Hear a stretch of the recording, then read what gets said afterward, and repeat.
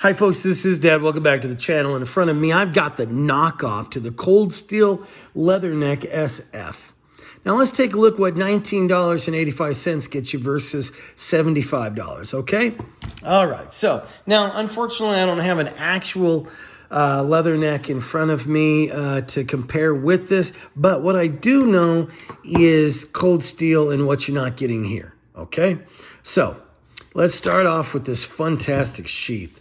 Now, it looks kind of like the Cold Steel sheath they've been putting out there, the Secure X. But I haven't seen this on any. Maybe you guys have a model that I haven't seen. Maybe it's a special edition. But I also haven't seen any with the flashlight or a ferrule striker.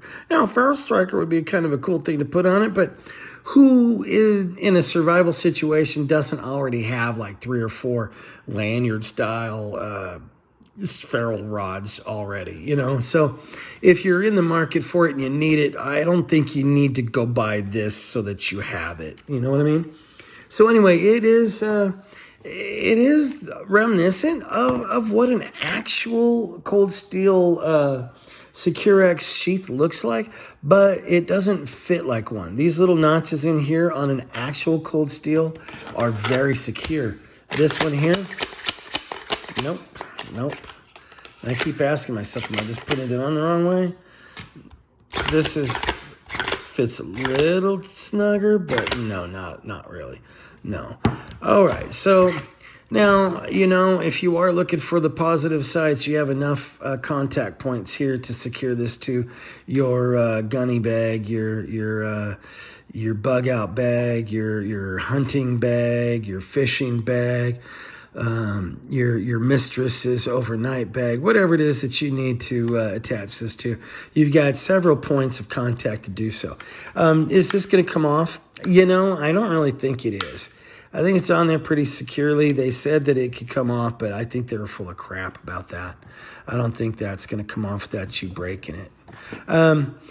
You know, so let's take a look here. This is the ferrule rod. It comes right here. It seems to me to be a decent little ferrule rod for what you got, and it does snug into that Secure X pretty well. Your flashlight here, this is kind of gimmicky. You twist it there, and seems to be kind of secure. If you don't lose it, it does seem, you know, like it might help you in a pinch if you're in a pinch. You know, God bless you if you are. All right, so anyway, let's take a look at this knife that you get over here. I'm going to compare this to the Gordon Harbor Freight, just because, you know, when you're talking about a knife that comes out at $10 that you can readily get any day of the week, the Harbor Freight Gordon is a stellar product for $9.99. So to look at this for $19.85, it does have to beat that, you know? And you do have to say, oh, well, you know, the Harbor Freight, it's mass produced and they can afford to make it cheap. I can imagine whoever's making this knockoff knife is making it pretty cheap too. Okay, so let's take a look here. On this thingy right here, it's 11.7 ounces in weight. The blade thickness at its thickest point is 5 millimeters. The length of the blade is 6.75 inches. The handle is an even 5 inches, overall making it 11.75 inches, folks. That's a pretty good sized knife. Just in case you're a metalhead, this is German D2 steel, and this is Secure X, okay? All right, another way of saying Kydex, I imagine. So, is the knife sharp? It's sharp, but you look at it, it's full of little nicks, which means that it probably wasn't done well. You can see brush marks over here. You know, you can see where it went on the grinder over there, which it is what it is. I would say that this knife, if treated reasonably well, if you left a little bit of oil on it all the time, it probably won't pit out. The handle does seem to it might freeze and crack a little bit, but it doesn't seem to be a total worthless loss, you know. And I'm looking at this feeling myself that at least to some degree this is a full tang. Now it's just one solid piece of metal. I don't know. It could have been a block right here welded to a rat tail that was hammered out, but that's a pretty good sized chunk there. So I'm thinking no.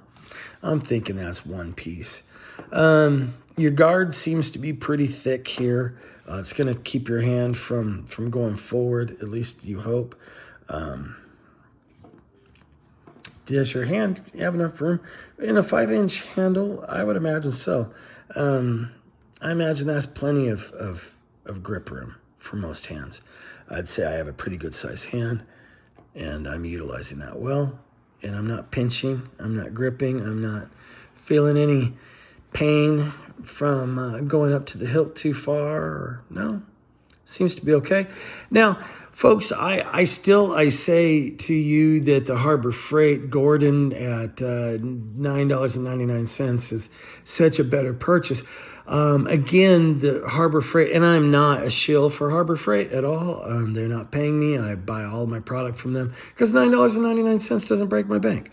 They have a knockoff Gordon issue to the Buck 119 or the 119. And it, to me, now, the problem to me seems to be the blade. It's not the build quality so much as this blade to me seems like it's going to snap. Right about here or here. I think that putting in the ferrule rod marking over here probably... I think that I wouldn't have done that, you know. And I think that your blade, if you're out there really trying to impress upon yourself what your $19.85 got you, and you're trying to recreate some type of YouTube video on knife quality or strengths and weaknesses, I do believe that you're going to find yourself holding a broken knife, and that could cause injury to you at the time. That's just me. Now, will I find that to be true along the lifetime of this blade? No, but maybe one of you will. A actual Leatherneck SF, and the SF stands for Semper Fi, it being like a Marine K-bar style knife. I believe that there's just so many more K-bar knives out there, Marine style knives that are going to be safer for you. Product-wise. Now, I may eat my words, and this might just be the last knife that lasts. All the rest of them rot away and turn to dust, and this one sits there looking just like that. And if that's so, $19.85. Did I throw myself on top of a blade? Nope, I did not. But then anyway, folks, this is what you get if you're looking for an actual knockoff of a quality knife. This is what you get. Should you save up $75 for an actual Cold Steel of this quality?